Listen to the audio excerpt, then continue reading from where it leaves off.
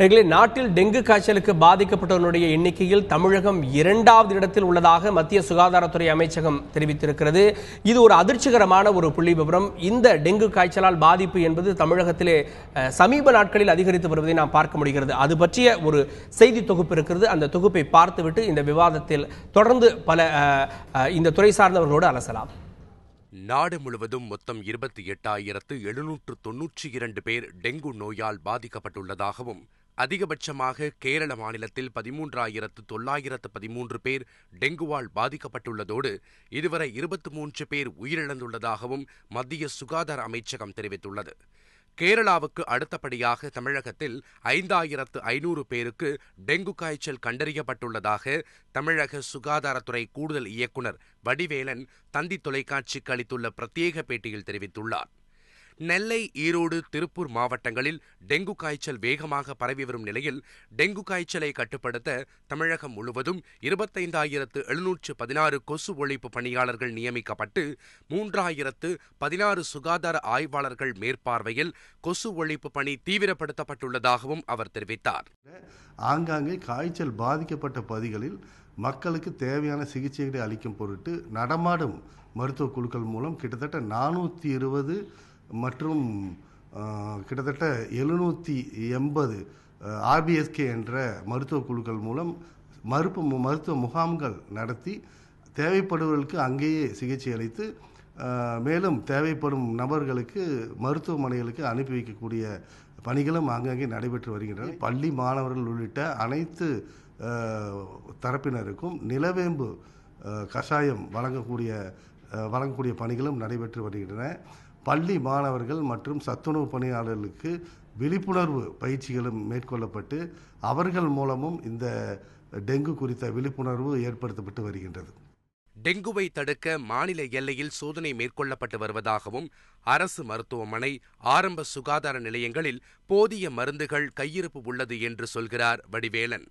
இந்த அனைத்து அரசு மருத்துவமனைகளிலும் ஆரம்ப சுகாதார நிலையங்கள், அரசு மருத்துவமனைகள், மருத்துவக் கல்லூரி மருத்துவமனைகள் இவங்க எல்லாமே இங்கே காய்ச்சலுக்கு தேவையான அனைத்து சிகிச்சைகளும் வழங்கப்படுகின்றன. அதுபோக இந்த காய்ச்சலுக்கு தேவைப்படும் மருந்துகள் எல்லாமே ஐவி ஃப்ளூயிட்ஸ், ஆன்டிபயோட்டிக்ஸ் எல்லாமே போதுமான அளவு நமக்கு கையிருப்பில் இருக்கிறது. டெங்குவை கட்டுப்படுத்த தமிழக அரசு பல்வேறு நடவடிக்கை எடுத்து வருவதால் மக்கள் அச்சப்பட தேவையில்லை என்று தமிழக அரசும் கூறி வருகிறது. ஏடிஎஸ் கொசுக்கள் எந்த பருவநிலையானாலும் உயிர் வாழும். இந்த கொசுக்கள் மூலமாக பரவும் டெங்குவை தடுக்கும் வழிமுறைகள் குறித்து தற்போது பார்க்கலாம்.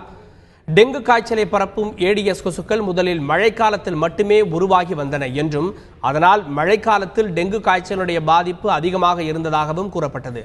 ஆனால் தற்போது அந்த கொசுக்கள் மழை, குளிர் மற்றும் கோடை காலத்திலும் இருப்பது ஆய்வுகளில் தெரிய வந்துள்ளது. எனவே எந்த காய்ச்சல் வந்தாலும் உடனடியாக மருத்துவரை அணுக வேண்டியது அவசியம் என்றும், சாதாரண காய்ச்சல் தானே என்று அலட்சியம் உயிருக்கு ஆபத்தை உருவாக்கலாம் என்று எச்சரிக்கிறார்கள் மருத்துவர்கள். காய்ச்சலோடு சேர்ந்த தலைவலி, வயிற்று வலி, வாந்தி, உடல் சோர்வு, கருப்பு நிறத்தில் மலம் வருவது டெங்கு காய்ச்சல் அறிகுறி என்றும், இந்த நேரத்தில் தண்ணீர் அதிகம் குடித்து உடலில் நீர்ச்சத்து குறையாமல் பார்த்து கொள்ள வேண்டும் என்றும் மருத்துவர்கள் தெரிவித்துள்ளனர். முக்கியமாக வீட்டை சுற்றி தண்ணீர் தேங்காமலும் கொசுக்கடியில் இருந்து நம்மை பாதுகாத்துக் கொள்ளும் வகையில் கொசு வலைகளை பயன்படுத்தவும் மருத்துவர்கள் அறிவுறுத்தியுள்ளனர். தமிழகம் இந்திய அளவிலே டெங்கு காய்ச்சலிலே 2வதாக இருக்கிறது என்கின்ற ஒரு புள்ளி விவரம், அது தொடர்பான சிறப்பு தொகுப்பிலே இணைந்திருக்கிறோம். தற்போது நம்முடைய மாவட்ட செய்தியாளர் நெல்லையில் இருந்து சிவக்குமார் இணைகிறார். சிவக்குமாரிடம் பேசிவிட்டு அரசினுடைய அதிகாரிகளிடம் பேசலாம். சிவக்குமார், சொல்லுங்க, நெல்லை போன்ற மாவட்டங்களிலே டெங்கு காய்ச்சலினுடைய பாதிப்பு அதிகமாக இருக்கிறது. ஒவ்வொரு நாளும் மருத்துவமனைக்கு வரக்கூடியவர்கள், அட்மிட் ஆகக்கூடியவர்களுடைய எண்ணிக்கை அதிகமாக இருக்கிறது அப்படின்னு வரக்கூடிய செய்திகள், அங்க களத்தில் இருக்கக்கூடிய நிலவரம் என்ன? அதாவது நெல்லை மாவட்டத்தை பொறுத்த மட்டும் பார்த்தீங்கன்னா களக்காடு, நாங்குநேரி, ஆலங்குளம், சுரண்டை, கடைநல்லூர், மேலப்பாளையம் போன்ற பகுதிகளில் அதிக அளவில் காய்ச்சல் பரவிட்டு இருக்குது. அதாவது பார்த்திங்கன்னா இந்த பகுதிகளில் பெரும்பான்மையான மக்கள் வந்து வசிச்சுட்டு வர்ற காரணத்தினாலையும் அதிக அளவில் மக்கள் தொகை கொண்ட கிராமங்களாக கருதப்படுறதுனாலையும் இந்த இடத்துல வந்து அதிக அளவில் தற்போது டெங்கு பரவிட்டு இருக்குது. இதில் வந்து பார்த்திங்கன்னா கடந்த சில தினங்களாக வந்து அதிக அளவிலான நோயாளிகள் வந்து தற்போது வரை நெல்லை அரசு மருத்துவக் கல்லூரி மருத்துவமனையில் அனுமதிக்கப்பட்டு இருக்கிறாங்க. கடந்த 2012ஆம் ஆண்டு பார்த்திங்கன்னா அப்போதைய நிலவிய டெங்குனால கிட்டத்தட்ட 70க்கும் மேற்பட்டோர் வந்து பலியானாங்க. அப்போது திருநெல்வேலி பாராளுமன்ற உறுப்பினராக இருந்த திருநெல்வேலி பாராளுமன்ற உறுப்பினர் வந்து அவரோட அதாவது அவர் வந்து மத்திய குழு வர வச்சு ஏறத்தாழ 5 கோடி ரூபாய்க்கு மேலே செலவு செஞ்சு அப்போதைக்கு வந்து டெங்கு வந்து கொஞ்சம் கட்டுப்படுத்தப்பட்டது. தற்போது கடந்த 1.5 வருடங்களுக்கு மேலாக அதிக அளவில் வந்து டெங்கு வந்து பரவிட்டு இருக்குது. இப்போ நம்ம நின்றுட்டு இருக்கிறது பார்த்திங்கன்னா களக்காடு பக்கத்தில் இருக்கிற ஒரு கிராமம். அதாவது இந்த கிராமத்தை பொறுத்த மட்டும் பார்த்திங்கன்னா மொத்தம் 120க்கும் மேற்பட்ட குடும்பங்கள் இருக்குது. இந்த 120 குடும்பங்களுமே வந்து டெங்குவால் பாதிக்கப்பட்டு நெல்லை, நாகர்கோவில் போன்ற இடங்களில் உள்ள அரசு தனியார் மருத்துவமனைகள் மட்டுமல்லாத அரசு மருத்துவமனைகளையும் சேர்க்கப்பட்டு அதன் அடிப்படையில் தற்போது குணமடைஞ்சு கொஞ்சம் கொஞ்சமாக இப்போ ஊருக்கு திரும்பி வந்துட்டு இருக்கிறாங்க. இப்போ அந்த காய்ச்சலால் பாதிக்கப்பட்டவங்க கிட்ட கேட்கலாம், உங்கள் ஊரில் வந்து எவ்வளோ பேர் காய்ச்சலால் பாதிக்கப்பட்டாங்க, இதனால் என்னெல்லாம் உங்களுக்கு நீங்கள் சிரமத்தை அனுபவிச்சிங்க? எங்கள் ஊரில் வந்து 100 பேர்கிட்ட கிட்டத்தட்ட 100 பேர்கிட்ட காய்ச்சலால் பாதிக்கப்பட்டிருப்பாங்க. ஒரு வீட்டுக்கு 3 பேர், 4 பேர், 5 பேர். வீட்டில் நான் மொத்தமே ஒரு 2 குழந்தைகள் தான் இருக்கும். அவங்க 4 பேர் அப்படி தாக்கமாகி அவங்க ஆஸ்பத்திரியில் அட்மிட் ஆகி சோமாகி வந்துருக்காங்க. இப்போ வந்து காய்ச்சலால் பாதிக்கப்பட்டவங்க எவ்வளோ பேர் ஊரில் இருக்கிறாங்க? இன்னும் வெளியூரில் தான் மக்கள் இருக்கிறாங்களா, இல்லை கொஞ்சம் கொஞ்சமாக வந்துட்டு இருக்காங்களா? இல்லை எல்லாருமே காய்ச்சல் சோமாவி நாங்கள் ஊருக்கு வந்துட்டோம். யாருமே வெளியே இல்லை. முந்தி வந்து ஒரு ஊரில் ஒரு 3/4 வீடு, ஒரு 75% வீடு ஆள் இல்லாமல் பூட்டி கிடந்து, ஒரு 10-15 வீடு தான் முக்கியமாக திறந்து இருந்துச்சு. இது ஆனாலும் எங்களுக்கு என்னென்னா முகாம் போட்டு எங்களுக்கு பாதுகாப்பு போதிய அளவில். அதாவது அரசு வந்து என்ன சொல்லுதுன்னா, குடி தண்ணீர் வந்து தங்களுக்கு வந்து முறையானபடி குடிதண்ணீரை வந்து சேமித்து வைக்காதீங்க, குடிநீரை சேமித்து வைக்காதீங்க, குடிநீரை அப்பப்போ பிடிச்சு குடிங்கன்னு சொல்கிறாங்க. உங்கள் ஏரியாவில் குடிநீர் தட்டுப்பாடு, சுத்தம், சுகாதாரம் இதை பற்றி ஏதாவது நடவடிக்கை எதுவும் எடுத்திருக்காங்களா அரசு? எடுத்தாங்க, எல்லா நடவடிக்கையுமே எடுத்தாங்க. என்னன்னா தண்ணி தட்டுப்பாட்டு குறையினால தான் எங்களுக்கு டெங்கு காய்ச்சலே வந்தது. காரணமே அதுதான். ஏன்னா பக்கத்து ஊரில் போய் தண்ணி எடுத்து எங்களுக்கு கூட்டு குடிநீர் தாமிரபரணி ஆற்று தண்ணியும் கிடையாது, போர் தண்ணி இல்லைனால அதனால் என்னென்னா பக்கத்து கிராமத்தில் போய் தண்ணி எடுத்து அது 5 நாள் 1 வாரம் வர அப்படி ஸ்டாக் வச்ச போய் தான் எங்களுக்கு டெங்கு பாதிப்பே அதிகமானது. ஆனால் அதுக்கு பிறகு என்னென்னா இப்போ எம்எல்ஏ அவங்க வந்து ஸ்டெப் எடுத்து அவங்க பண்டிலேருந்து எங்களுக்கு ஒரு ஸ்க்ரீம் போட்டு எங்களுக்கு குழாய் போட்டு எங்களுக்கு தண்ணி இப்போ விட்டுருக்காங்க. இப்போ தண்ணி ஒழுங்கா வருதா? தண்ணி ஒழுங்கா வந்துட்டு இருந்து இப்போ 2 நாளாக வரல. அதாவது இந்த களக்காடு பகுதியை மட்டுமல்லாது சுரண்டை, ஆலங்குளம் போன்ற பகுதிகளிலே வந்து போதிய அளவுக்கு குடிநீரை வந்து அரசு தரப்பில் விநியோகிக்காததால் தாங்கள் வந்து தண்ணீரை பிடித்து வைக்க வேண்டிய சூழ்நிலை ஏற்படுறதாகவும், இதனை அடுத்து பிடித்து வைக்கப்படக்கூடிய தண்ணீரை தான் 1 வார காலத்துக்கு வந்து குடிப்பதற்கு போன்றது வந்து சேமித்து வைக்கிற நிலைமையில் ஏற்பட்டிருக்கிறதுனால எங்களுக்கு வந்து அதிக அளவில் தற்போது டெங்கு பரவிட்டு இருக்குது. ஆனால் அரசு தரப்பில் போதிய அளவு நடவடிக்கை எடுத்துட்டு இருக்காங்கன்னு சொல்லி அவங்க தரப்பில் தெரிவிக்கப்படுது. தொடர்ந்து நம்ம பேசலாம். சிவகுமார், நீங்க தொடர்ந்து இணைப்பில் இருங்க. இந்த நேரத்தில் சுகாதாரத்துறையினுடைய கூடுதல் இயக்குனர் திரு வடிவேலன் நம்முடைய இணைந்திருக்கிறார். வணக்கம் திரு வடிவேலன். தமிழகத்தில் தண்ணீர் தட்டுப்பாடு, பற்றாக்குறை அப்படின்னு தெரிகிறது. இந்த தண்ணீர் கொடுக்கக்கூடிய தண்ணீரில் சுகாதாரம் இல்லை, அதுவும் ஒரு காரணம் அப்படின்னு நெல்லை பகுதியை சேர்ந்தவர்கள் குற்றம் சாட்டுகிறார்கள். இதுவும் கூட சமீபத்தில் இந்த டெங்குனுடைய எண்ணிக்கை, டெங்கு காய்ச்சலால் பாதிக்கப்பட்டவர்களுடைய எண்ணிக்கை அதிகரிப்பதற்கு காரணமா? இல்லை, பொதுவாகவே வந்து இந்த டெங்குவை பரவக்கூடிய ஈடிஸ் கொசுக்கள் வந்து தண்ணீரை வந்து தேக்கி வச்சக்கூடிய அந்த பாத்திரங்கள், உதாரணமாக பார்த்திங்கன்னா வீட்டுக்குள்ளே இருக்கக்கூடிய தொட்டிகளில் வந்து தண்ணீர் வந்து நம்ம தேக்கி வச்சுருந்தா, அல்லது நம்ம வீட்டுக்கு வெளியே தேவையில்லாமல் தூக்கி எறியக்கூடிய பொருட்கள், இந்த உடைந்த பாட்டில்கள், தேங்காய் சிரட்டைகள், இளநீர் மட்டைகள், பிளாஸ்டிக் கப்புகள், டயர்கள், இந்த மாதிரியான இதில் வந்து தண்ணீர் தேங்கும் போது அதில் வந்து இந்த ஈடிஸ் கொசு முட்டையிட்டு உற்பத்தி ஆகுது. ஸோ அதனால் வந்து தண்ணீர் வந்து வீட்டுக்குள்ளே நீண்ட நாட்கள் தேங்கி வைக்கிறதுனால தான் வந்து இந்த ஈடிஸ் கொசுக்கள் அதில் வந்து நமக்கு முட்டையிட்டு இனப்பெருக்கம் செய்யுது. ஓகே, இல்லை குடிதண்ணீரில் இந்த சுகாதாரம் அப்படின்ற விஷயம் அது வந்து காய்ச்சலுக்கு காரணமாக இருக்கும் அப்படின்னு எடுத்துக்கலாமா? இல்லை, இப்போ என்னென்ன குடிதண்ணீரில் வந்து இந்த குடிதண்ணீர் வந்து எல்லா பக்கமே அரசு மூலமாக வந்து பாதுகாக்கப்பட்ட குடிநீர் வழங்குறதுக்காக வந்து எல்லா இடத்துலையுமே வந்து குளோரினேஷன், அதாவது ப்ளீச்சிங் பவுடர் கலந்து குளோரினேஷன் செய்யப்பட்ட அந்த குடிநீர் வழங்கப்படுகிறது. இன்னொரு இது என்னென்னு பார்த்தீங்கன்னா, அந்த குளோரினேஷன் செய்யப்பட்ட குடிநீரில் வந்து இந்த ஈடிஸ் கொசுக்கள் வந்து முட்டையிடுவது வந்து அவ்வளோ வாய்ப்புகள் வந்து குறைவாது. ஸோ அதனால் வந்து தண்ணீரில் வந்து சுகாதாரம் இல்லைன்னு சொல்ல முடியாது. நாங்கள் பாதுகாப்பான குடிநீர் தான் அரசு சார்பில் வழங்கிட்டு இருக்கோம். இது வீட்டுக்குள்ளே வந்து நம்ம தண்ணீரை நீண்ட நாள் தேக்கி வைக்கும் போது அதில் வந்து இந்த ஈடிஸ் கொசுக்கள் முட்டையிட்டு ஒருத்தருக்கு வந்து காய்ச்சல் வந்து அப்படின்னா நம்ம பார்க்குறோம், அந்த குடும்பத்தில் இருக்க எல்லாருக்குமே வந்துடுது. தொடர்ச்சியாக இந்த ஒரு சில கிராமங்களே வந்து காய்ச்சலால் முடங்கி கிடக்குது அப்படின்ற மாதிரியான செய்திகளை பார்க்குறோம். ஸோ அப்போ அங்கெல்லாம் இந்த கேம்ப் எந்த அளவுக்கு நடைமுறையில் இருக்குது? இப்போ காய்ச்சல் பாதிக்கப்பட்ட பகுதிகள் பார்த்தீங்கன்னா வந்து நம்ம சுகாதாரத்துறையின் சார்பில் வந்து நடமாடும் மருத்துவ குழுக்கள் கிட்டத்தட்ட மாநிலம் முழுவதும் வந்து 1190 நடமாடும் மருத்துவ குழுக்கள் மூலம் வந்து காய்ச்சல் பாதிக்கப்பட்ட பகுதிகளுக்கே சென்று அங்கே காய்ச்சல் முகாம்கள் நடத்தப்பட்டு காய்ச்சலால் பாதிக்கப்பட்ட நபர்களுக்கு அங்கேயே வந்து நாங்கள் சிகிச்சை கொடுக்குறோம். அது தவிர யாருக்காவது மேல் சிகிச்சை தேவைப்பட்டதுன்னா அவங்கள வந்து அங்கிருந்து வந்து நம்ம அரசு மருத்துவமனைகளுக்கு மேல் சிகிச்சைக்காக அனுப்பிட்டு இருக்கிறோம். தொடர்ந்து நீங்கள் இணைப்பில் இருங்க திரு வடிவேலன். டெங்கு காய்ச்சலை பொறுத்தவரையில் தமிழகம் இந்திய அளவில் 2வது இடத்தில் இருக்கிறது என்கின்ற ஒரு செய்தி மட்டுமல்லாமல் ஒரு குறிப்பிட்ட மாவட்டத்தில் 190 பேர் இந்த கடந்த 2 தினங்களாக மருத்துவமனையிலே காய்ச்சல் பாதிப்போடு அனுமதியாகியிருக்கிறார்கள் என்கிற ஒரு செய்தியும் இருக்கிறது.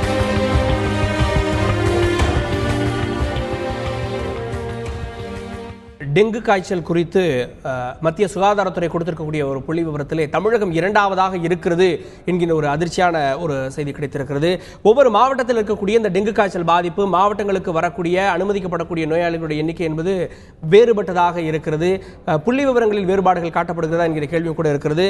கோவையில் இருக்கக்கூடிய நமது செய்தியாளர் நேசராஜ் கேட்கலாம். நேசராஜ், சொல்லுங்க, கோவையை பொறுத்தவரையில நேற்று ஒரு தினம் மட்டுமே இந்த காய்ச்சல் காரணமாக 194 பேர் வரைக்கும் அட்மிட் ஆனதா ஒரு செய்தி இருக்கிறது. கோவையில் இந்த டெங்கு காய்ச்சலுடைய பாதிப்பு எப்படி இருக்கு? எவ்வளவு பேருக்கு டெங்கு காய்ச்சல் இருப்பது உறுதிப்படுத்தியிருக்காங்க? கோவையை பொறுத்தவரை கோவை அரசு மருத்துவமனையில் சாதாரண காய்ச்சல் மற்றும் டெங்கு உட்பட 172 பேர் தற்போது அனுமதிக்கப்பட்டுள்ளனர். இதில் குறிப்பாக டெங்குவிற்கு மட்டும் 72 பேர் தனி வார்டில் சிகிச்சை பெற்று வர்றாங்க.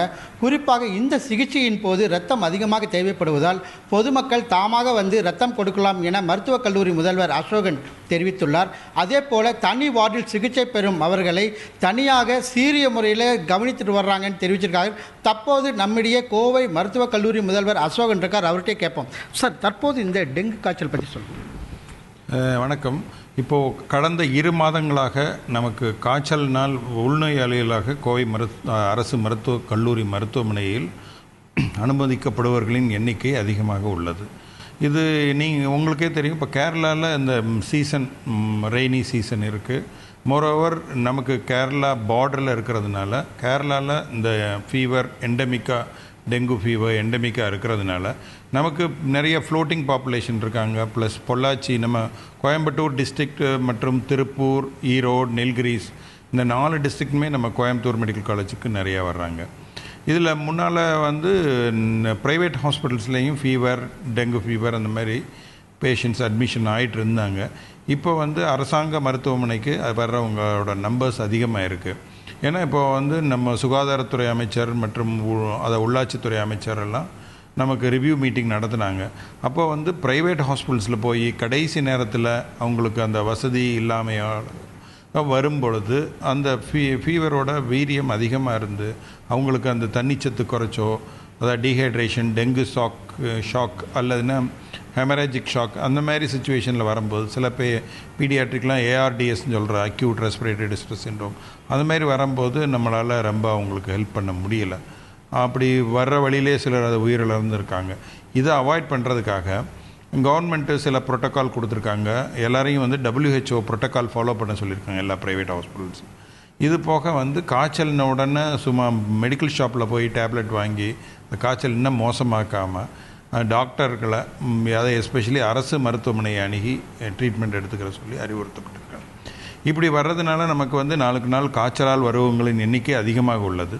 இது போக நம்ம மைக்ரோபயாலஜி டிபார்ட்மெண்ட்டில் IgM எலிசாங்கிற கன்ஃபர்மேஷன், இந்த டெஸ்ட்டு தான் நமக்கு டெங்குக்கு கன்ஃபர்மேஷன் டெஸ்ட்டு. ஃபஸ்ட்டு ஒரு 4 டேஸ்க்குள்ளே பார்த்தோம்னா NS1 ஆன்டிஜன் பார்க்கணும்.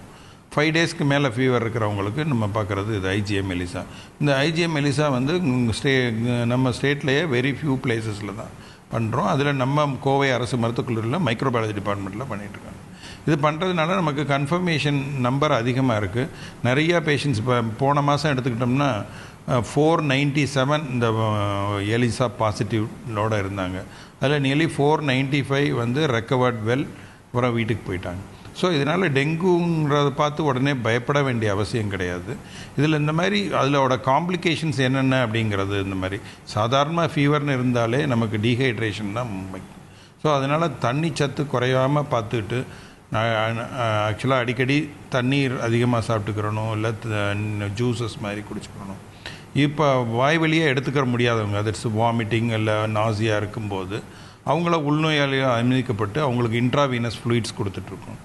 இந்த மாதிரி இருக்கும்போது சிலருக்கு வந்து பெயின் அப்டமன், அதாவது வயிறில் வலி இருக்கிற மாதிரி இருக்கும், இல்லை மோஷன் போகிறது கருப்பாக போகும், ப்ளீடிங் டெண்டன்சி இருக்கா, இல்லை எபிஸ்டாக்சிஸ் அந்த மாதிரி இருக்கவங்கள ஐடென்டிஃபை பண்ணி அவங்களுக்கு ரத்தத்தில் தட்டணுக்கள் குறையிற மாதிரி இருந்ததுன்னா நம்ம வந்து நம்மகிட்ட பிளட் பேங்க் அட்வான்ஸ் நம்ம மாடர்னைஸ் பிளட் பேங்க் இருக்குது.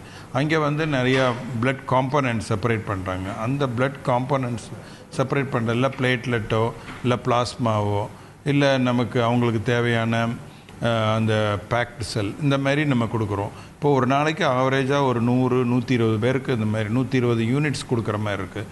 சிலருக்கு வந்து அவங்க அந்த க்ரைசிஸ் டைட் ஓவர் பண்ணுறதுக்கு ஒரு நாளைக்கு ஈவன் 10 யூனிட்ஸ் கூட கொடுக்குற மாதிரி இருக்குது. இந்த மாதிரி கொடுத்து நம்ம சேவ் பண்ண முடியுது. இது சின்ன ஒரு ப்ரைவேட் ஹாஸ்பிட்டலில் ஒரு பிளட் பேங்க் பக்காவாக இல்லாமல் பிளட் பேங்க் இருக்கும், பட் நமக்கு ஒரு நாளைக்கு கிட்டத்தட்ட 100 யூனிட்ஸு கேம்ப் போய் ஒவ்வொரு காலேஜஸ் இல்லை தன்னார்வ அமைப்புகள் வந்து கேம்ப் ஆர்கனைஸ் பண்ணுறாங்க. அதில் இப்போ நேற்று கூட போய் நேசராஜ் நம்ம தொடர்ந்து பேசலாம். இந்த நேரத்தில் தற்போது செய்தியாளர்களை சுகாதாரத்துறை அமைச்சர் திரு விஜயபாஸ்கர் அவர்கள் சந்திக்கிறார். அதனை நேரலையாக பார்க்கலாம். 1 லட்சத்துக்கு மேலே இருக்குது. ஏற்கனவே நம்ம கேரளாவில், நம்ம பக்கத்து மாநிலமான கேரளாவில் அதிகமான காய்ச்சல் இருந்தது, நமக்கு ஒரு பெரிய சவாலாக இருந்தது.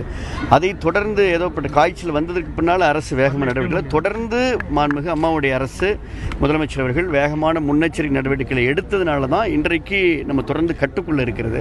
இதில் சேலம், கோயம்புத்தூர், ஈரோடு போன்ற பகுதிகளில் ஒரு 12 HOD, அதாவது சுகாதார மாவட்டங்களில் இந்த தாக்கம் வருவதற்கு முன்னராகவே அரசு வேகமான தொடர் நடவடிக்கைகளை எடுத்து வந்தது. அந்த வகையில் தான் இன்றைக்கு நம்ம சேலத்திற்கு கள ஆய்வுக்காக நானும் அரசு செயலாளர், கலெக்டர், சட்டமன்ற உறுப்பினர்கள் எல்லாருமே வருகின்றிருக்கிறோம். பொது சுகாதார இயக்குநரும் இங்கே வருகின்றிருக்கிறார்கள். மல்டி டைமென்ஷனில் we are taking action. உங்களுக்கு தெரியும், ஒரு புறம் விழிப்புணர்வு நடவடிக்கைகள், இன்னொரு புறம் சோர்ஸ் ரிடக்ஷன், கொசுப்புழுக்களை அழிக்கக்கூடிய நடவடிக்கை, இன்னொரு புறம் ப்ராப்பர் ட்ரீட்மெண்ட், அதாவது management protocol we are maintaining the WHO உலக சுகாதார நிறுவனம் நமக்கு வலியுறுத்திருக்கக்கூடிய அந்த ப்ரோட்டோகால் மேனேஜ்மெண்ட் என்ற மல்டி டைமென்ஷனில் we are working. அதனால் வந்து அரசுடைய நோக்கம் உயிரிழப்புகளை தடுக்க வேண்டும் என்பதற்காக, அதாவது நம்ம காய்ச்சலால் ஒருவர் இறந்தார் என்ற நிலையே இருக்கக்கூடாது என்பதில் அரசு மிக உறுதியாக இருக்கிறது. அதனால தான் வந்து நம்ம வந்து இந்த மருத்துவக் கல்லூரி மருத்துவமனை, டெர்ஷரி கேர் என்று சொல்லக்கூடிய மருத்துவக் கல்லூரி மருத்துவமனை, அதே போல் மாவட்ட தலைமை மருத்துவமனை, அனைத்து மருத்துவமனையும் காய்ச்சலுக்கான பிரத்யேகமான வார்டுகள் வந்து நியமிக்கப்பட்டிருக்கிறது. நம்ம அது மட்டுமல்ல, தனியார் மருத்துவமனையில் நம்ம கண்காணிச்சுட்டு இருக்கிறோம். எங்கே வந்து 3க்கும் மேற்பட்ட ஒருவருக்கு ஃபீவர் இருந்தால் கூட கிளஸ்டர் ஆஃப் ஃபீவர், 3க்கும் மேற்பட்ட ஃபீவர் இருந்தால் எங்களுடைய விரைவு குழுக்கள், rapid response team, monitoring team, கண்காணிப்பு குழுக்கள், எண்டமாலஜிஸ்ட் டீம் என களத்தில் வந்து கிட்டத்தட்ட தமிழ்நாடு முழுக்க 25,000 மஸ்தூர் பணியாளர்கள் நியமிக்கப்பட்டிருக்கிறாங்க. 164 எண்டமாலஜிஸ்ட் இருக்கிறாங்க. அது மட்டுமல்லாமல் உங்களுக்கு 3,500 ஹெல்த் இன்ஸ்பெக்டர் களத்தில் இருக்கிறாங்க. இது இல்லாமல் நம்ம அனைத்து டீமையும் தமிழ்நாடு முழுக்க நாங்கள் ஒருங்கிணைச்சுக்கிறோம். கிட்டத்தட்ட ஒரு 770 ஜீப் வித் டாக்டர்ஸ், அதாவது நம்ம பள்ளி சிறார்களுக்கான மருத்துவ குழு, அதே போல் 416 ஹாஸ்பிட்டல் ஆன் வீல்ஸ் என்று சொல்லக்கூடிய நடமாடும் மருத்துவ குழுக்கள், ஹாஸ்பிட்டல் ஆன் வீல்ஸ் நடமாடும் மருத்துவ, இவங்க எல்லாமே முழு கண்காணிப்பில் இருக்கிறாங்க. இப்போ இந்த மாவட்டத்திலையும் நீங்களே இன்றைக்கு நம்ம இந்த சேலம் முடிச்சதற்கு பின்னால் எடப்பாடி, அதே போல் தம்பம்பட்டி, வாழப்பாடி போன்ற பகுதிகள்லாம் இன்றைக்கு ஆய்வுக்கு, நாளைக்கு ஈரோடு, நாமக்கல் மாவட்டங்களில் நம்ம ஆய்வுக்கு வச்சுக்கிறோங்க. 100% உங்களுக்கு நாங்கள் உறுதியாக சொல்லிக்கிறோம். ராஜபாளையம் மாடல், நாங்கள் ஏற்கனவே ராஜபாளையத்தில் இது போல் ஒரு தாக்கம் வந்த போல் கரெக்டாக பார்த்தீங்கன்னா அந்த இன்குபேஷன் பீரியட் 21 days, 10 நாளில் நாங்கள் வந்து நில் கொண்டு வந்துடுவோம். அதே மாதிரி நிச்சயமாக அந்த சேலம் மாவட்டத்தில் எங்களுடைய மாவட்ட ஆட்சித்தலைவர், அரசு அதிகாரிகளோடு ஆய்வு செய்யப்பட்டது. அவங்க சொல்லியிருக்கிறாங்க 10 days டைம். நாங்கள் நிச்சயமாக இந்த காய்ச்சலை இது வந்து கட்டுப்படுத்தக்கூடிய காய்ச்சல். அதனால் 100% இதை கட்டுப்படுத்தி விடுவோம். அது மக்களும் எங்களுக்கு ஒத்துழைப்பு தரணும், பள்ளி மாணவ ஒத்துழைப்பு தரணும். மல்டி டைமென்ஷன் அனைத்து துறைகளையும் உள்ளடங்கிய ஒரு வேகமான பணியை இங்கே நம்முடைய மாவட்ட நிர்வாகம், மாவட்ட ஆட்சித்தலைவர் தலைமையில் நாங்கள் செஞ்சுக்கிட்டு இருக்கிறோம். சார், இன்னைக்கு கூட பார்த்தீங்கன்னா நயன்தாரான்னு ஒரு 13 வயசு சிறுமி வந்து சேலத்தில் இறந்திருக்காங்க சார். தொடர்ந்து இந்த மாதிரி இறப்பு நிகழும் போது வந்து ஆனால் வந்து ஒரு மர்ம காய்ச்சல், வைரஸ் ஃபீவர் தான் சொல்கிறாங்களே, டெங்குன்னு வெளிப்படுத்த நல்ல கொஸ்டின். மருத்துவர்கள் ஏன் சார் இல்லை இல்லை எந்த தயக்கமே இல்லைங்க. வேறு வெரி டிரான்ஸ்பரண்ட், வேறு வெரி ஓப்பனுங்க. இப்போ ஒரே ஒரு விஷயம் உங்களுக்கு தெளிவாக சொல்கிறேங்க, மர்ம காய்ச்சல் அப்படின்றது எதுவுமே கிடையாதுங்க. 24 ஹவர்ஸில் எல்லா விதமான வைரஸ் காய்ச்சலையும் கண்டுபிடிக்கக்கூடிய அளவுக்கு நம்ம we are very well equipped. நம்முடைய அரசு மருத்துவமனைகளில் தமிழ்நாடு முழுக்க 91 எலிசா சென்டர்ஸ் இருக்கு. நீங்கள் இன்னொரு விஷயம் உங்களுக்கு சொல்கிறேன், இந்தியாவில் எந்த மாநிலத்திலையும் இந்த டயக்னாஸ்டிக் இந்த அளவுக்கு சிறப்பாக இல்லை. அதனால் நாங்கள் வந்து ஓப்பனாக 24 ஹவர்ஸில் டயக்னாஸ் பண்ணுறோம். என்ன காய்ச்சல்ன்றதை உடனே நாங்கள் சொல்லிடாமல் உனக்கு டெங்கு வந்திருக்கு, இல்லை உனக்கு சாதாரண வைரஸ் காய்ச்சல், இல்லை உனக்கு மலேரியா, உனக்கு லெப்டோ, இல்லை உனக்கு சாதாரண ஃபீவர் தான் என்ற கருத்தை நாங்கள் சொல்லிடுறோம். அதில் எந்த தயக்கமே இல்லை. நாங்கள் ஓப்பனாக இந்த புள்ளி விவரங்களை கொடுத்தனால தான் இன்றைக்கு இப்போ உங்களுக்கு தெரியும், தருமபுரியில் அஞ்சட்டின்ற ஒரு ஆரம்ப சுகாதார நிலையத்தில் ஒருவருக்கு ஜிகா இருந்தது. நாங்கள் தான், துறை தான் வெளியிட்டது. நாங்கள் வேறு யாரும் இதை கண்டுபிடிக்கல, துறை தான் நாங்கள் கண்டுபிடிச்சி வெளியே சொல்கிறோமோ. இதில் எண்ணிக்கை சொல்வதில் எந்த எங்களுக்கு தயக்கமும் கிடையாது. நம்ம ட்ரீட் அஸ் டெங்கு, எந்த காய்ச்சல் வந்தாலும் நாங்கள் உடனே ஐபி அட்மிஷன் போட்டுறோம். அதனால தான் எண்ணிக்கை அதிகமாக இருக்குது. அவங்கள வந்து நம்ம ஓபியா ட்ரீட் பண்ணி ஒரு நாள் அனுப்புகிறப்ப மீண்டும் அவங்களுக்கு திருப்பி இன்னொரு தடவை காய்ச்சல் வந்து ஒரு ஆபத்தான நிலைக்கு செல்லக்கூடாதுன்றது தான் we are converting and we are convincing the patient as a IP patient. So புறநோயாளிகளாக வரக்கூடிய நோயாளிகளை உள்நோயாளிகளாக மாற்றுகிற பொழுது எண்ணிக்கை அதிகமாக இருக்கும். அதில் ஒன்றும் தவறில்லை. இருந்தாலும் கூட அவர்களை பூர்ண நலம் பெற்று அனுப்ப வேண்டியதான் அரசுடைய நோக்கம். டெங்கு வந்து ஒரு ஷாக் சிண்ட்ரோம் வர்றப்ப தாங்க உயிரிழக்கக்கூடிய நிலை ஏற்படும். அதனால் அந்த நிலைக்கு போகாத அளவுக்கு தான் அரசு தேவையான அளவுக்கு நடவடிக்கை எடுத்து வருகிறது. மருந்து மாத்திரைகள் கையிருப்பில் இருக்குது. ஃப்ளூயிட் மேனேஜ்மெண்ட் தான், அதுவும் ஃப்ளூயிட் நம்மள்கிட்ட போதுமான அளவுக்கு கை இருக்குது. தமிழ்நாடு முழுக்க நிலவேம்ப பள்ளிக்கல்வித்துறை மூலமாக, மகளிர் திட்டம் மூலமாக, நான் அது மட்டும் இல்லாமல் மற்ற யாரு கேட்டாலும் அவர்களுக்கு வந்து நிலவேம்பு வழங்கக்கூடிய அளவுக்கு உத்தரவு தலைமைச் செயலர் மூலமாக பிரிச்சுக்கோம். முதலமைச்சர் அவர்களும் தொடர்ந்து இதை கண்காணிச்சுட்டு இருக்கிறாங்க. வேகமாக நடவடிக்கைகள் எடுக்கப்பட்டு வருகிறது. இப்போ காய்ச்சல் வந்தோன்னு பார்த்தீங்கன்னா தனியார் மருத்துவமனைக்கு தான் அதிகம் போகிறாங்க. கடைசி ஸ்டேஜ் லெவலில் தான் வந்து அரசு மருத்துவமனைக்கு வராங்க. இதனால தான் உயிரிழப்பு இல்லை இதை அதாவதுங்க, இதுக்கு முன்னாடி அந்த மாதிரியான கடந்த காலகட்டங்கள் அது போன்ற ஒரு நிகழ்வு இருந்தது. இப்போ ராஜபாளையம் போன்ற பகுதியில் நாங்கள் ஆய்வு மேற்கொண்ட பொழுது காய்ச்சல்னா ஒரு 2 days செல்ஃப் மெடிக்கேஷன், அவங்களா மெடிக்கல் ஷாப்பில் மருந்து மாத்திரை வாங்கி சாப்பிட்றது, அதுக்கப்புறம் பக்கத்தில் இருக்கக்கூடிய கிளினிக் போகிறது, அதில் கொஞ்சம் டிலே ஆகிடுறது, அதுக்கப்புறம் கடைசி நேரத்தில் அரசு மருத்துவமனைக்கு வரக்கூடிய நிலை இருந்ததுங்க. இப்போ தொடர்ந்து நாங்கள் வலியுறுத்திக்கணும், காய்ச்சல் என்று வந்தாலே நீங்கள் அரசு மருத்துவமனைக்கு வாங்க, தாமதப்படுத்தாதீங்க, தள்ளி போடாதீங்க, டிலே பண்ணாதீங்க, செல்ஃப் மெடிக்கேஷன் கூடாது. நீங்கள் செல்ஃப் மெடிக்கேஷன் எடுத்தால் கூட நாங்கள் வந்து எங்களுடைய மருந்து கட்டுப்பாட்டு அதிகாரிகள் மூலமாக மெடிக்கல் ஷாப்பில் செல்ஃப் மெடிக்கேஷன் எடுக்கிறவங்க மாதிரி நடவடிக்கை 16 வழக்குகள் இங்கே சேலம் மாவட்டத்தில் பதியப்பட்டிருக்கிறது. அதே போல் போலி மருத்துவ புரோட்டோகாலை மெயின்டைன் பண்ணாமல் போலி மருத்துவர்கள் காய்ச்சலுக்கு வந்து கொடுத்தா 19 சேலம் மாவட்டத்தில் மொத்தம் 19 போலி மருத்துவர்கள் வேகமாக கைது செய்ய தொடர்ந்து நடவடிக்கை தொடரும். செல்ஃப் மெடிக்கேஷனை நாங்கள் நிச்சயமாக ஏதாவது பண்ணாலும் அந்த நடவடிக்கை தொடரும். காய்ச்சலுக்கு வந்து தவறான சிகிச்சை அளிக்கிறவர்கள் மீதும் நடவடிக்கை தொடரும். அது மட்டும் இல்லாமல் இப்போ தனியார் மருத்துவமனைக்கு எங்களுடைய ஐஎம்ஏ மூலம் இந்தியன் மெடிக்கல் அசோசியேஷன் அவங்களும் கோஆபரேட் பண்ணுறாங்க. ஐஎம்ஏ மூலமாக தனியார் மருத்துவமனையிலையும் நாங்கள் அறிவுறுத்திருக்கின்றோம். அதே போல் கண்காணிச்சுட்டு இருக்கிறோம். கவுண்ட் குறையிறப்ப நீங்கள் ரொம்ப கவுண்ட் குறையிற நோயாளிகளை உங்களுடைய மருத்துவமனையில் வச்சுக்க வேணாம். You please refer on time to the tertiary care. அரசு மருத்துவமனைக்கும் மருத்துவக் கல்லூரி மருத்துவமனைக்கும் நீங்கள் ஆன் டைமுக்கு எங்களுக்கு ரெஃபர் பண்ணுறப்ப 100% இந்த நோயாளி எங்களால் குணப்படுத்த முடியுன்றதை எல்லாருக்கும் தொடர்ந்து சொல்லிட்டு இருக்கிறோம். ஊடகங்கள் மூலமாக சொல்கிறப்ப ஒரே ஒரு விஷயங்க, இந்த கொசுவை பொறுத்த வரைக்கும் ஏதோ இது வந்து சாக்கடையினால் வர்ற விஷயமே அல்ல. இது நல்ல தண்ணியில் வரக்கூடிய கொசு. அதை திருப்பி சொல்கிறோம், நல்ல தண்ணியில் வரக்கூடிய கொசு. அதனால் நம்முடைய சுற்றுப்புறத்தை நம்ம தூய்மையாக வைத்துக்கணும். அரசும் முழு நடவடிக்கை எடுத்து வருகிறது. ஆக இந்த செய்தியை நீங்கள் இப்போ நம்ம நைட்டு ஃபுல்லாக நம்ம கவர் பண்ணி நம்ம படுத்துக்கிறோம் சார். பகலில் வந்து நீங்கள் பார்த்தீங்கன்னா வெறும் உடம்போட ஒருத்தர் ஒரு நெசவு தொழில் செய்கிறப்ப சட்டை கழட்டு போட்டு தொழில் செய்வார். ஆனால் பகலில் தான் இந்த கொசு கிடைக்கும். இந்த ஏடிஎஸ் கொசு நைட்டு கிடைக்காது, பகலில் தான் கிடைக்கும். சாக்கடையில் வளராது, நல்ல தண்ணியில் தான் வரணும். இந்த கருத்துக்களை நாங்கள் சொல்லிக்கிட்டு இருக்கிறோம். ஸோ இந்த கருத்துக்களையும் மக்களும் ஏற்று ஒரு பெரிய மக்கள் இயக்கமாக இப்பொழுது மாறி இருக்கிறது, மாற்றி கொண்டிருக்கின்றோம். வேகமான நடவடிக்கை எடுத்துக்கணும்.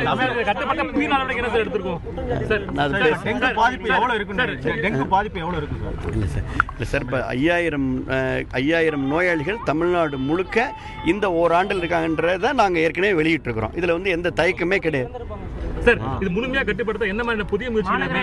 புதிய முயற்சி ஒரே ஒரு அது செக்ரட்டரி சொல்லுவார். ஒரு இப்போ நியூ டெக்னிக் நம்ம இந்த பேசிலஸ் சொல்லிடுங்க சார். டெங்கு பாதிப்பு குறித்து எவ்வளோ பேர் இறந்துருக்காங்க, எவ்வளோ பாதிப்பு இருக்காது? நமக்கு வந்து கன்ஃபார்ம்டாக வந்து அரௌண்டு 10 பேர் இறந்துருக்காங்க. வேறு இறப்புகள் காய்ச்சல்னால ஃபஸ்ட்டு எல்லாருக்கும் நாங்கள் சொல்கிறது, காய்ச்சல்னால் உள்ள அனைத்து இறப்புக்கும் நாங்கள் வந்து அதை தவிர்க்கும் நோக்கத்தில் தான் செயல்படுறோம். ஸோ இதர சில காய்ச்சல்னால மற்ற இறப்புகள் இன்னொரு 15 கேசஸ் இருக்கும். ரிமைனிங் ரிமைனிங் அந்த கேசஸையும் நம்ம ஃபீவர் ஆடிட் பண்ணுறோம். பட் நம்ம இப்போ குறிப்பாக இந்த டெங்கு காய்ச்சலை கட்டுப்படுத்துறதுக்கு எதற்காக பொதுமக்களோட ஒத்துழைப்பு பண்ணணும், ஏற்கனவே நம்ம அமைச்சர் சொல்லியிருக்காரு, உலகம் முழுக்க இந்த 140 நாளில் ஒரே கடைபிடிப்பு சோர்ஸ் ரிடக்ஷன். இப்போ நீங்களே வந்து நம்ம ஃபாகிங் எல்லாம் பார்ப்பீங்க, ஆனால் அது வளரும் இடத்த நம்ம தடுக்கணும். இன்னும் நல்ல தண்ணியில் ஏற்படக்கூடிய கொசு இந்த காம்பூச்சியா ஃபிஷ்ஷு அதை பயன்படுத்த நடவடிக்கை எடுத்திருக்கோம். இப்போ புதுசாக வந்து இந்த கொசு புழுக்களை அழிக்கும் பேசிலஸ் த்ரூ இன் ஜெனசிஸ்னு ஒரு கிருமி இருக்குது, பாக்டீரியா. அந்த பயாலஜிக்கல் கண்ட்ரோலையும் அறிமுகப்படுத்துகிறோம். இதை வச்சு நம்ம இன் அடிஷன் நம்ம வந்து அந்த ஃபஸ்ட்டு தண்ணியே நம்ம எல்லாரும் கவுத்துட்டோம். இந்த பகுதியில் குறிப்பாக நாங்கள் பார்த்த கன்ஸ்ட்ரக்ஷன் சைட் ஒரு பிரச்சனையாக இருக்குது. க்யூரிங் தண்ணியும் மழை தண்ணி தேங்கும் போது கன்ஸ்ட்ரக்ஷன் சைட்டில் வருது. செகண்ட், இந்த உரல் எவ்வளோ நம்ம சொன்னாலும் உரல் அப்புறம் தேங்காய் மட்டைகள் இருக்குது. அதை நாங்கள் பொதுமக்கள்கிட்ட இது ஏற்கனவே நான் பணியாற்றிய மாவட்டங்கிறதுனால தான் நான் எல்லாருக்கும் மீண்டும் மீண்டும் ஒரு வேண்டுகோள் என்னென்னா, இந்த தயவு செய்து அவங்க வீடும் 500 மீட்டருக்குள்ளே இருக்கிற சம்பு ட்ரம்மு மூடி வைக்கிறது, குடத்தை மூடி வைக்கிறது, இந்த பணியை பண்ணிவிட்டு அதை வாரத்திற்கு ஒரு முறை கம்ப்ளீட்டாக கவுத்து அதை நம்ம தேய்க்கணுங்கிற அறிவுரை வழங்கியிருக்கோம். இந்த காரணிகளை நம்ம முழுமையாக தவிர்த்தாலே இந்த கேஸுகள் கம்மியாகும். கேஸை பொறுத்தவரை மிக தெளிவாக அமைச்சர் அவர்கள் சொல்லியிருக்கார், WHO புரோட்டோகாலில் நம்ம இது காய்ச்சல் மேனேஜ்மெண்ட், இது ஒரு வேக்சின் உள்ள நோய் கிடையாது என்பது காரணத்தினால் நம்ம அதை ஃபீவர் மேனேஜ்மெண்ட் நிலவேம்பு நல்ல ஒரு ரெசிஸ்டன்ட் கொடுக்கறதுனால அதை நம்ம தொடர்ந்து கொடுக்குறோம்.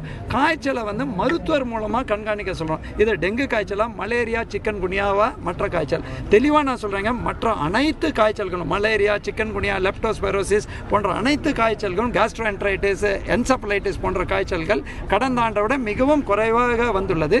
இது உலகம் முழுக்கும் பர்டிகுலர்லி இந்த சீசனில் ஒரு பகுதியில் ஸ்ரீலங்கா, இந்தோனேஷியா போன்ற பகுதியில் தொடங்கினால் கூட கேரளா மூலமாக இந்த பகுதியிலேயும் இதோட தாக்கம் அதிகமாக காணப்பட்டுள்ளது. ஒரு சைக்கிள் 21 நாளுக்குள்ள அதை தடுப்பதற்கு அனைத்து போர்க்கால அடிப்படையில் நடவடிக்கைங்கிற மாதிரி தான் நீங்கள் பார்த்துருக்கீங்க. ஆயிரக்கணக்கான மக்களை நாங்கள் திரட்டியிருக்கோம். சுகாதார பணியில் 25,753 களப்பணியாளர்கள் இருக்கார்கள். அவர்களும் நம்ம ஊர் மக்கள் தான். அந்த வீட்டுக்கு வீடு சென்று அதே மாதிரி நம்ம மக்கள்கிட்ட ஒரே ஒரு ரிக்வஸ்ட்டுங்க, சுகாதார தூதர்களாக அவங்கள நாங்கள் கேட்குறோம். அரசு வந்து முழுமையாக முடிவு கடமைப்பட்டுள்ளாலும் இந்த கொசு ஒழிப்பு இயக்கமாக வரணும். அவங்க பகுதியில் நல்ல தண்ணியில் ஏற்படக்கூடிய கொசுவை ஒழிப்பதற்கு முழு ஒத்துழைப்பு தர வேண்டும் என்ற வேண்டுகோள். வெளியில் இருக்கிற குப்பை அகற்றுவது, சாக்கடை கிளீன் பண்றதுக்கு உள்ளாட்சி அமைப்பு மூலமா அதுக்கும் போர்க்கால மாநகராட்சி சரியா செயல்படல ஒரு குற்றச்சாட்டு இருக்கு. மாநகராட்சியோட இணைந்து செயல்படுறது புதிய திட்டம் தான் இருக்கு. இந்த டீம் அதாங்க இன்டர் டிபார்ட்மெண்ட் அமைச்சர் மிக தெளிவாக சொல்லியிருக்காங்க. இது ஃபுல்லாமே இன்டர் டிபார்ட்மெண்டல் கோஆர்டினேஷன்ல முதலமைச்சர் தலைமையில் அனைத்து துறைகளும் ஒருங்கிணைக்கப்பட்டு தலைமைச் செயலர் அளவில் அனைத்து துறை செயலாளர்களும் இன்னைக்கு கூட PODRD, AD, டவுன் பஞ்சாயத்து எல்லாருமே நம்ம கூட இருக்காங்க. இது வந்து டீம் ஒர்க்குங்க. டெங்கு ஒழிப்பு, டெங்கு கொசு ஒழிப்புங்கிறது வந்து இது நம்ம துறைகள் மட்டும் இல்லாமல் இவங்க எல்லாருமே நம்ம பொதுமக்களும் சேரணும். உள்ளாட்சி அமைப்பு எல்லாம் நல்ல ஒத்துழைப்பு இருக்குது. தொடர்ந்து நாங்கள் டீமாக தான் கண்காணிப்போம். கடைசியாக என்னோட இன்னொரு வேண்டுகோள் என்னென்னா, மக்கள் கூடும் இடங்கள்லையும் தனி கவனம் செலுத்தி நாங்கள் நடவடிக்கை எடுக்கிறோம். இந்த மாதிரி தியேட்டர், அதே மாதிரி ஹாஸ்டல்ஸு, மார்க்கெட்ஸு, மருத்துவமனைகள், nursing hostel, engineering hostel. So பொதுமக்களும் நல்ல ஒத்துழைப்பு தர வேண்டும் என்று இந்த 2 நாள்களும் நாங்கள் களப்பணியில் மேற்பார்வையிடுவோம். அதே மாதிரி நம்ம இந்த 2 மாடி கட்டணம் வரை ஒரு ஃபாகிங் செய்யக்கூடிய எந்திரங்கள், அதே மாதிரி பூச்சியல் வல்லுநர்களோட எந்திரங்கள் எல்லாம் இந்த பகுதியில் மட்டும் இல்லாமல் எடப்பாடி, தம்மம்பட்டி போன்ற பகுதிகளிலும் வெளியிட இருக்கிறோம். அதையும் நீங்கள் தயவு செய்து கொஞ்சம் பொதுமக்கள்கிட்ட அந்த பணிகளை இது பண்ணலாம். சார் ஒரே ஒரு நீட் தேர்வு இன்னும் வந்து மாணவர் மத்தியில் ஒரு குழப்பமா இருக்கு. இந்த நீட் தேர்வு பத்தி நீங்க சொல்லுங்க சார். சேலம் மாவட்டத்தில் சுகாதாரத்துறை அமைச்சர் விஜயபாஸ்கர் அவர்களும் சுகாதாரத்துறை செயலாளர் திரு ராதாகிருஷ்ணன் அவர்களும் தற்போது செய்தியாளர்களை சந்தித்தார்கள். நாம் விவாதித்துக் கொண்டிருக்கக்கூடிய நாம் எடுத்திருக்கக்கூடிய இந்த சிறப்பு தொகுப்பு டெங்கு காய்ச்சலில் தமிழகம் 2வது இடமாக இருக்கிறது. அது பற்றிய அவர்களுடைய கருத்துக்களை அவர்கள் பதிவு செய்தார்கள். தமிழகம் முழுவதும் 5000த்திற்கும் மேற்பட்டோர் மருத்துவமனைகளில் டெங்கு காய்ச்சலால் பாதிக்கப்பட்டிருப்பது உண்மை. அவர்கள் அனுமதிக்கப்பட்டு சிகிச்சை பெற்று வருகிறார்கள். அதில் எந்தவிதமான மறைக்க வேண்டிய விஷயமும் இல்லை என்று சுகாதாரத்துறை அமைச்சர் கூறியிருக்கிறார். மற்றொரு புறம் இந்த கொசுக்களுடைய அந்த வாழ்விடம் என்பது மாறியிருக்கிறது. கொசுக்களை பொறுத்தவரையில் ஒரு குறிப்பிட்ட காலத்தில் மட்டுமே இந்த நோய் பரவியது, டெங்கு காய்ச்சல் என்கிற நிலை மாறி இன்றைக்கு எல்லா காலகட்டத்திலுமே இந்த நோய் பரவக்கூடிய ஒரு நிலை இருக்கிறது என்பதை சுகாதாரத்துறை செயலாளர் தெரிவித்த அந்த கருத்துக்களையும் நாம் பார்த்தோம். இந்த நேரத்தில் இது தொடர்பான அரசியல் கட்சி தலைவர்களுடைய கருத்துக்களை நாம் பார்க்க இருக்கிறோம். தற்போது முன்னாள் சுகாதாரத்துறை அமைச்சராக இருந்த திரு MRK பன்னீர்செல்வம் அவர்கள் நம்முடைய இணைந்திருக்கார். வணக்கம் திரு MRK பன்னீர்செல்வம். தமிழகம் இந்திய அளவிலே இந்த டெங்கு காய்ச்சல்ல 2ஆம் இடத்தில் இருக்கிறது. 5000க்கும் மேற்பட்டோர் பாதிக்கப்பட்டிருக்கிறார்கள். இது சம்பந்தப்பட்ட உங்களுடைய பார்வை பதிவு பண்ணுங்க திரு MRK பன்னீர்செல்வம். அவங்க சுகாதாரத்துறை வேலை செய்தா பணியாற்றுதான்னு தெரியல. ஏன்னா டெங்கு இது போன்ற அவுட் பிரேக் வந்து கலைஞருடைய ஆட்சியில் ஸ்டார்ட் ஆச்சு. ஸ்வைன் ஃப்ளூ, டெங்கு காய்ச்சல் என்று நாங்கள் அப்போது அதிரடி நடவடிக்கை எடுத்து கட்டுப்பாட்டு கொண்டு வந்தோம். தினந்தோறும் இப்போ வந்து டெங்கு காய்ச்சனால அதிகமாக உயிரிழப்புன்னு சொல்லி இப்போ டிவியில் இப்போ செய்தி வந்துருக்கு. ஆனால் அரசாங்கம் அலட்சியமாக இருக்குது. அமைச்சர் அதுக்கு காலப்பெல்லாம் பொய்யான தகவலை வந்து சட்டமன்றத்தை தெரிவிக்கிறார், பப்ளிக்கில் ஏதாவது தெரிவிக்கிறாங்க.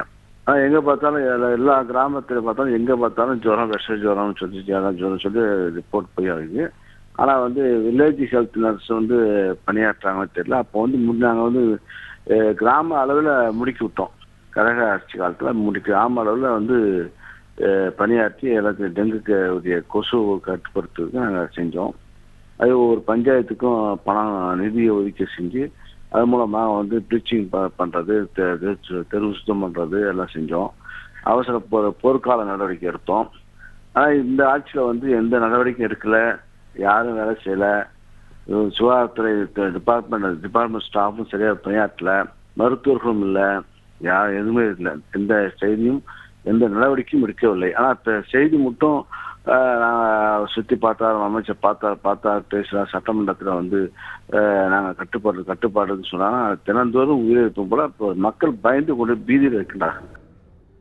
நன்றி திரு MRK பன்னீர்செல்வம். இந்த நேரத்தில் தமிழக பாஜக தலைவரும் மருத்துவருமான டாக்டர் தமிழிசை சவுந்தரராஜன் அவர்கள் இணைந்திருக்கிறார். வணக்கம் தமிழிசை சவுந்தரராஜன். டெங்கு காய்ச்சலை பொறுத்தவரையில் தமிழகம் 2ஆவதாக இருக்கிறது அப்படின்ற ஒரு செய்தி மத்திய சுகாதாரத்துறை வெளியிட்டிருக்கக்கூடிய ஒரு செய்தி. ஒரு மருத்துவராக நீங்க இதை எப்படி பார்க்குறீங்க? உங்களுடைய பார்வை என்ன? டெங்கு காய்ச்சல் தொடர்பான இந்த அறிக்கை தொடர்பான உங்களுடைய பார்வை என்ன தமிழிசை?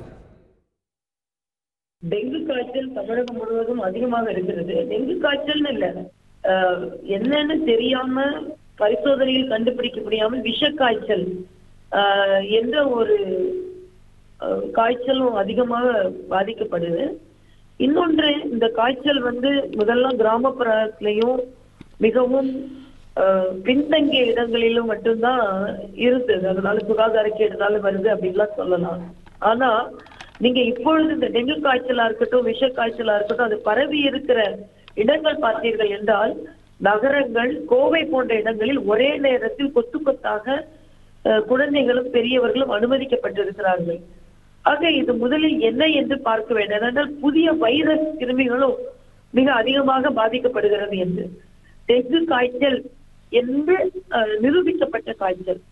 ஆக இது போர்க்கால அடிப்படையில் இதை உடனே சரி செய்ய வேண்டும். எல்லா அரசாங்க மருத்துவமனைகளிலும் அதற்கென்று தனி வார்டுகள் உருவாக்கப்பட்டு தனியார் மருத்துவமனைகள்ல கூட அதற்கான கோரிக்கை வைத்து அதற்கே இந்த சிறப்பு மருத்துவ பிரிவுகளை ஏற்படுத்தி உடனே இது சரி செய்யணும். அது மட்டும் இல்ல, டெங்கு காய்ச்சல்னா அதற்கு ரத்தம் அதிகமாக தேவைப்படும். உயிரிழப்புகள் நம்மால் ஏற்றுக்கொள்ளவே முடியாத ஒன்று. ஆக அதற்கு ரத்தத்திற்கு உடனே ஆரம்ப சுகாதார நிலையம் வரை அதற்கு இருப்பதற்கு ஏற்பாடு செய்ய வேண்டும். அதனால் தமிழக அரசு இதில் தனி கவனம் செலுத்த வேண்டும் என்று நான் கேட்டுக்கொள்கிறேன். ஏனென்றால் சுகாதாரத்துறை செயலாளர் சொல்லும் போதே அதை ஒப்புக்கொள்கிறார். ஆமா, இந்த மாதிரி ஒரு சூழ்நிலை இருக்கிறது என்று.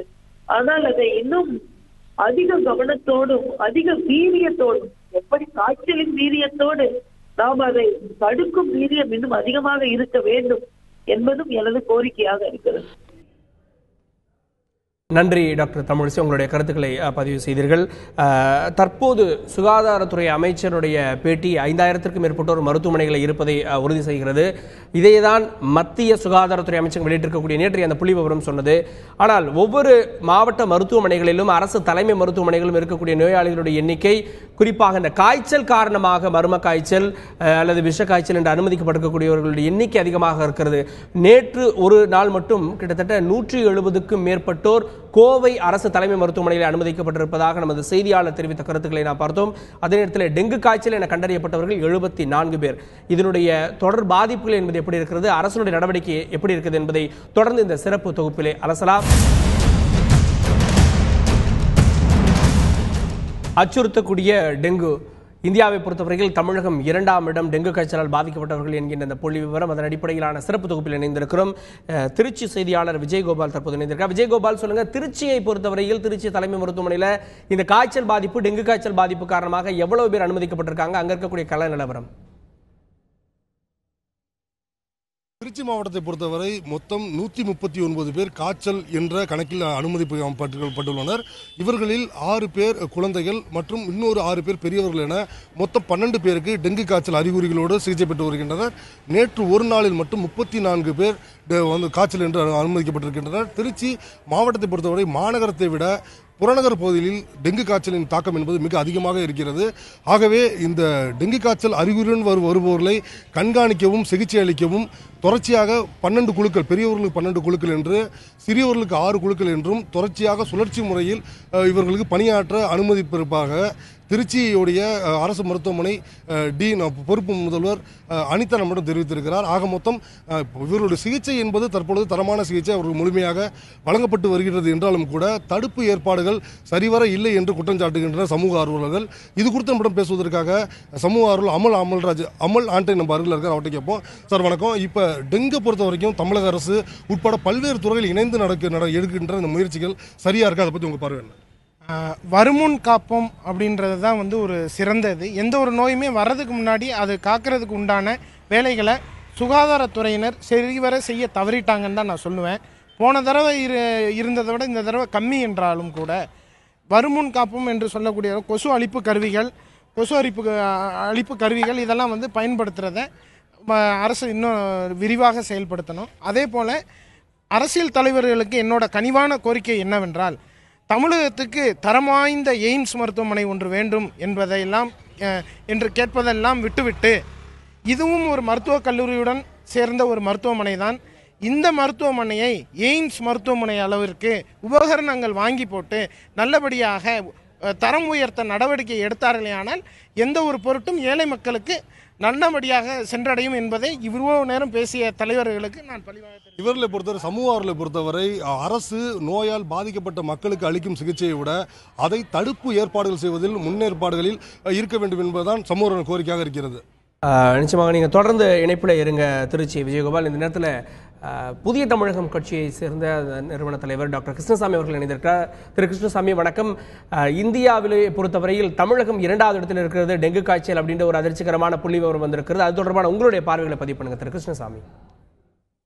அதாவது கடந்த 10 வருடங்களாக டெங்கு மாறி மாறி தமிழகத்தினுடைய பல பகுதிகள், ஒரு தடவை கோயம்புத்தூர், இன்னொரு தடவை கடையனூர், ராஜபாளையம், இன்னொரு தடவை சென்னை என்று மாறி மாறி வந்துட்டு இருக்குது. இது உலகம் முழுவதும் இப்ப இந்த மாதிரி டெங்கு அவுட் பிரேக் காமன் தான். ஆனா கண்டிப்பா அது பிகம் எபிடமிக் எண்டமிக்கா தொடர்ச்சியா ஒரே பகுதியில் இருக்கிறது அப்படிங்கிறது ஏற்றுக்கொள்ள முடியாது. அதனுடைய பின்னணி, அதனுடைய என்ன காரணத்துல இப்படி தொடர்ந்து டெங்கு தமிழகத்துல நிலை கொண்டிருக்கிறது அப்படிங்கறத பற்றிய வேர்ல்டு ஹெல்த் ஆர்கனைசேஷனோட சேர்ந்து இது ஆய்வு செய்ய வேண்டிய விஷயம். மேலும் இதுல சுகாதாரம் ஹெல்த் டிபார்ட்மெண்ட் மட்டும் ஒன்றும் செஞ்சிட முடியாது. இதுல லோக்கல் பாடிஸ், அதாவது ஊராட்சி மன்றங்கள், பேரூராட்சிகள், நகராட்சிகள், மாநகராட்சிகள் எல்லாம் இணைந்து சுகாதாரத்தை மேம்படுத்தினால் ஒழிய இந்த டெங்கு, மலேரியா, ஹெச்என் மற்ற இது போன்ற தொற்று வியாதிகளை தடுக்கிறது ரொம்ப கஷ்டமா போயிடும். இது மாதிரி டெங்கு வியாதி வந்தா அன்னைக்கு உடனடியா அமைச்சர்கள் போய் நிக்கிறது, அந்த போய் கிளீனிங் பண்றது, அதோட மீண்டும் அதுக்கு பிறகு மீண்டும் குப்பைகள் குப்பை கூடங்கள் மேடுகளா மாறிடுது. முழுமையாக தூய்மையா வச்சுக்கொடுங்கிறது ஒரு வரையறை செய்து அதுக்கு ஏற்பாடு போல அரசு செயல்பட்டால் ஒழிய இது தடுத்து நிறுத்துறது கஷ்டம். இதுல மெடிக்கல்ல எண்டமாலஜி அப்படிங்கிற அந்த department, microbiology department, then health department, then local body அனைவருமே சேர்ந்து ஒர்க் பண்ணணும். வேர்ல்டு ஹெல்த் ஆர்கனைசேஷனை கண்டிப்பா கூட்டிட்டு தனி கவனம் செலுத்தி இது ஸ்டடி பண்ணணுங்க. வேற ஏதாவது அதனுடைய வெரைட்டிஸ் எல்லாம் மாறி இருக்குதா, ரொட்டீனா இருக்கக்கூடிய டெங்கு வேற வேற இருக்குதா, இந்த மஸ்கிட்டோடைய பேட்டர்ன், லிவிங் பேட்டர்ன்ல மாற்றம் இருக்குதா, எல்லாமே ஸ்டடி பண்ணி ஆராய்ச்சி பண்ணாத ஒழிய இது ஃபர்தரா ஸ்ப்ரெட் ஆகிறதோ, ஃபர்தரா பாதிப்பு உண்டாக்குறதோ தடுக்க முடியாது. நன்றி திரு கிருஷ்ணசாமி, உங்களுடைய கருத்துக்களை பதிவு செய்தீர்கள். உங்களுடைய கருத்துக்களுக்கு நன்றி. இந்த நேரத்தில் சுகாதாரத்துறையினுடைய கூடுதல் இயக்குனர் திரு வடிவேலன் அவர்கள் இணைந்திருக்கிறார். திரு வடிவேலன், நீங்கள் சொன்னீங்க, பல விஷயங்கள் சொன்னீங்க. டெங்கு காய்ச்சலை பொறுத்த வரைக்கும் கொடுத்துருக்கக்கூடிய புள்ளி விவரத்தில் கிட்டத்தட்ட 5700க்கு மேற்பட்டோர் பாதிப்பு, ஒரே ஒருவர் உயிரிழப்பு அப்படின்றது மத்திய சுகாதாரத்துறை வெளியிட்டிருக்கக்கூடிய புள்ளி விவரம். ஆனால் நடைமுறையில் செய்தித்தாள்களில் வரக்கூடிய செய்திகள் ஒவ்வொரு ஊர்லேயும் இறந்தவங்கன்னு சொல்றது பார்த்தீங்கன்னா 30க்கு மேற்பட்டோர் இறந்ததா இருக்கு. ஆனால் புள்ளி விவரம் ஒன்னே சொல்லுது. ஸோ அப்படி பார்க்குறப்போ இந்த புள்ளி விவரம் குறைத்து காட்டப்படுதா? இல்லை, அப்படி இல்லை, குறைத்தெல்லாம் காட்டப்படல. ஏற்கனவே நான் சொன்ன மாதிரி அரசு சார்பில் எதையுமே நாங்கள் மறைக்கல. கிட்டத்தட்ட 5700 பேர் பாதிக்கப்பட்டிருக்காங்க. இதில் dengue confirmed case, IGM positive, அதனால் இறந்தவங்க ஒருத்தர் தான் அப்படிங்கிறத நம்ம சொல்லியிருக்கிறோம். நம்ம எல்லா இதுக்கும் வைரஸ்க்கும் டெஸ்ட் பண்ணிட்டு தான் இருக்கோம். இதில் எதுவும் கிடையாது. டெங்குவால் கன்ஃபார்ம்டாக பாதிக்கப்பட்டு இறந்தவர் ஒரே ஒரு நபர் தான் தமிழ்நாட்டில் இது வரைக்கும். ஓகே, அரசுடைய புள்ளி விவரம் சரியாக இருக்குது, இல்லை குறைத்து காட்டப்படவில்லை அப்படின்னு உங்களுடைய கருத்துக்களை பதிவு செய்தீர்கள். நடைமுறையில் ஒவ்வொரு ஊரிலுமே ஏதாவது ஒரு வகையிலான காய்ச்சல் என்று அரசு தலைமை மருத்துவமனைகளுக்கு செல்லக்கூடிய அந்த நிலைமையை பார்க்க முடிகிறது. நம்முடைய செய்தியாளர்கள் பல்வேறு மாவட்டங்களில் இருந்து தகவல்களை கொடுத்தார்கள். திருச்சியை பொறுத்தவரையில் கிட்டத்தட்ட 130 பேர் அட்மிட் செய்யப்பட்டிருக்கிறார்கள். 12 பேருக்கு டெங்கு பாதிப்பு என்கிறார்கள். நெல்லையை பொறுத்தவரையில் ஒரு கிராமத்தில் இருக்கக்கூடிய 100 பேருக்கு ஒட்டுமொத்தமாக காய்ச்சல் என்கின்ற செய்தியை அங்கு களத்தில் இருக்கக்கூடிய செய்தியாளர் வழங்கினார். அதே போல கோவை மண்டலத்தை பொறுத்தவரையில் நேற்று ஒரு நாள் மட்டுமே 170க்கும் மேற்பட்டோர் காய்ச்சல் என்று அனுமதிக்கப்பட்டிருக்கிறார்கள். 74 பேருக்கு டெங்கு காய்ச்சல் இருக்கிறது என்கின்ற தகவல்கள் களத்தில் இருக்கக்கூடிய தகவல்கள். மற்றொரு புறம் மத்திய அரசு வெளியிட்டிருக்கக்கூடிய அந்த புள்ளி விவரத்தில் 5700 பேருக்கு தமிழகத்தில் டெங்கு என்கின்ற ஒரு புள்ளி விவரமாக இருக்கிறது. அதை சுகாதாரத்துறை அமைச்சர் ஏற்றுக்கொண்டிருக்கிறார். அதற்கான பணிகள் தீவிரப்படுத்தப்பட்டிருக்கிறது என்கிற செய்தியையும் அவர் சொல்லியிருக்கிறார். அதற்கான பணிகள் என்பது அவர்கள் சார்ந்த அரசு சார்ந்த பணிகள் மட்டுமல்ல, சுகாதாரமாக பார்த்துக் கொள்ள வேண்டியது, நம்மை நாம் காத்துக்கொள்ள வேண்டியது நம்முடைய கடமையும் கூட. இத்துடன் இந்த செய்தி தொகுப்பு, சிறப்பு செய்தி தொகுப்பு நிறைவடைகிறது.